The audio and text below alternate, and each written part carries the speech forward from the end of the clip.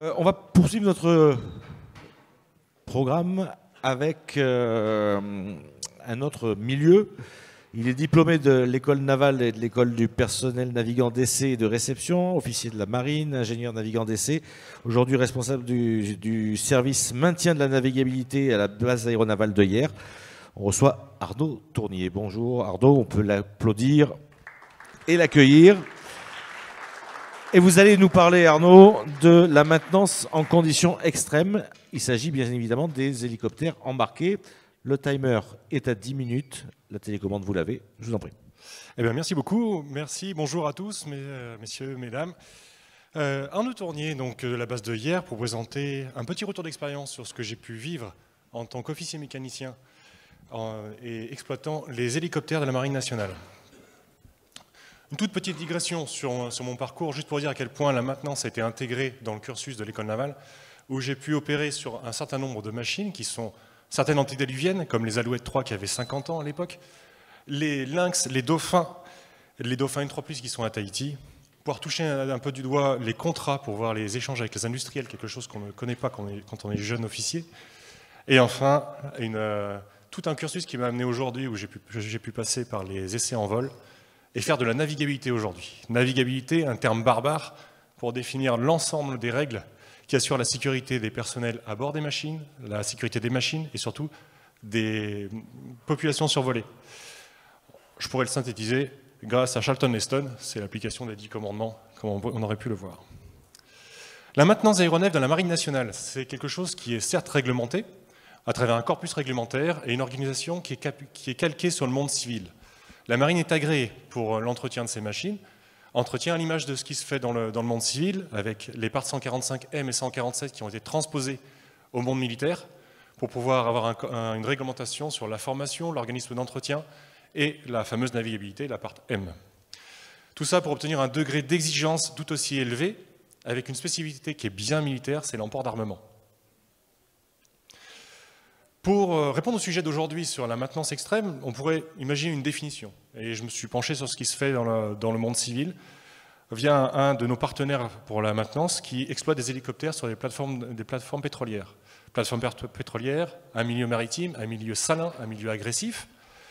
Mais l'entreprise civile n'a pas vocation à faire de la maintenance préventive sur ces plateformes pétrolières, puisque dans cet enfer marin, elle ramènera ses hélicos vers la maison mère. Mais pour citer le colonel Trotman, ce que le monde civil appelle enfer, nous on appelle ça chez nous. Ça marche plus? Ah, merci. La maintenance extrême, c'est un véritable art de vivre. Alors normalement, il y avait un tout petit bout de vidéo. Vous voyez ici un WG-13 Lynx qui embarque sur une FASM, une frégate anti-sous-marine. C'est la frégate type Latouche-Tréville. Latouche-Tréville, c'est le bâtiment que l'on voit en dessous. Ça devait bouger, normalement, tant pis. Merci. C'était une toute courte vidéo. Si vous pouvez me la lancer, ce serait super. Non? Bon, tant pis. Non? Bon, c'est pas grave. La FASM est capable d'évoluer dans les mers jusqu'à mer 8 où tout bouge, où tout explose. Vous pouvez me rendre la main, s'il vous plaît? Merci. Merci. Parler du WG-13 Lynx, certes, c'est une vieille machine, mais aujourd'hui, on fait toujours la même chose avec le NH90 et les FREMM. Les FREMM dont le hangar a été dimensionné pour accueillir exclusivement le NH90 dans un environnement contraint, dans un environnement avec des moyens de maintenance limités, mais certes efficaces, puisque dans cet espace où une équipe d'une dizaine de personnes est capable de réaliser l'ensemble des tâches de maintenance pour maintenir l'hélicoptère en vol et produire des heures de vol. On voit aussi une photo du hangar de la FREMM Aquitaine, où ils sont en complète autonomie.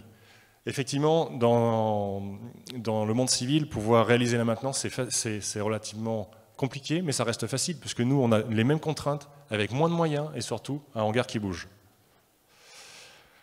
Parler de la maintenance simplement sur les bateaux, ce serait trop limitant pour moi. La maintenance des hélicoptères dans la Marine nationale et en milieu extrême, ça fait partie d'un milieu global. Je me permets de m'appuyer sur un exemple que j'ai vécu en 2016.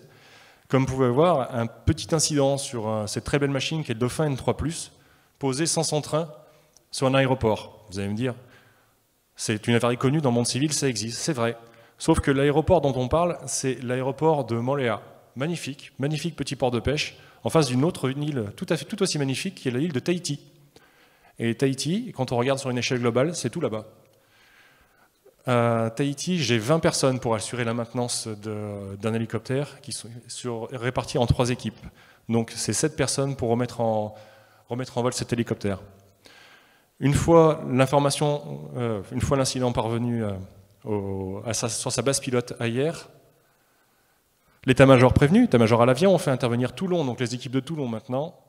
L'information technique, la solution technique est proposée à Bordeaux, qui est en liaison avec les industriels, avec Airbus le constructeur, avec la DGA pour l'autorité technique. Et l'ensemble de ces organismes est capable de produire une solution vers Hyères qui la transmettra vers Tahiti.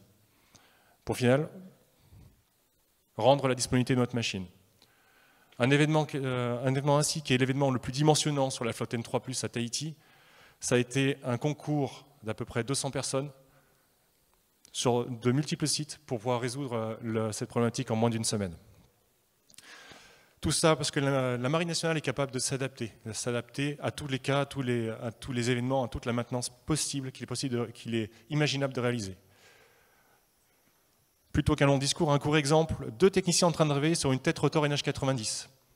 Vous regardez ici, effectivement, le hangar est propre, il y a des moyens, un palan, on observe un palan.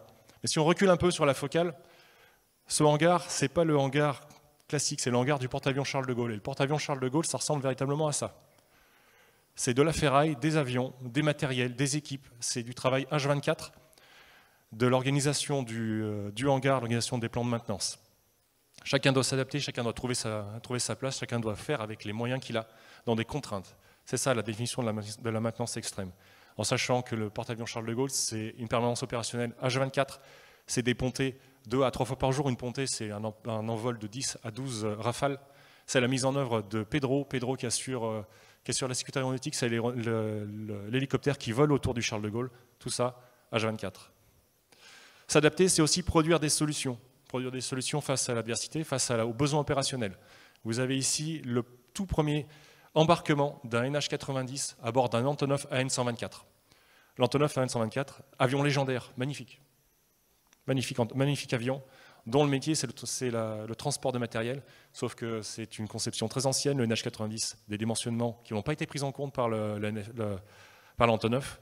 Il a fallu, en très peu de temps, définir la solution, comment le rentrer, dans quel état le mettre, pour pouvoir le transposer directement au Moyen-Orient et assurer la relève opérationnelle du NH90.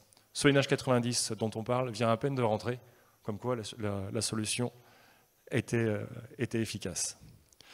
Enfin, s'adapter, c'est pouvoir proposer des solutions, pour pouvoir s'adapter à la demande tant sur l'opérationnel pur que sur le deuxième Rhino. Vous avez ici 2 photos du même hangar. En haut, le hangar de la flottille 35F en 2015, qui opère sur les dauphins de secours maritime, les dauphins N, les dauphins Pedro, les vénérables alouettes qu'on voit tout au fond.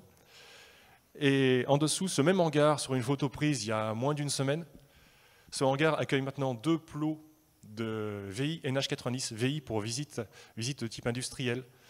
Nous sommes capables, au niveau de la base de Hyères et sur la base sœur à l'Anvéoc, de réaliser des visites type 300 heures sur NH90. C'est des visites qui m'amènent à désosser complètement l'hélicoptère pour lui rendre son potentiel. Et parler de la maintenance, c'est un sujet passionnant, j'ai sur 10 minutes, donc je me permets de vous remercier pour votre attention et si besoin aussi des questions. Merci beaucoup Arnaud Tournier. Et effectivement, alors, vous allez rester avec nous tout à l'heure et si vous avez des questions plus spécifiques à poser à Arnaud, merci beaucoup.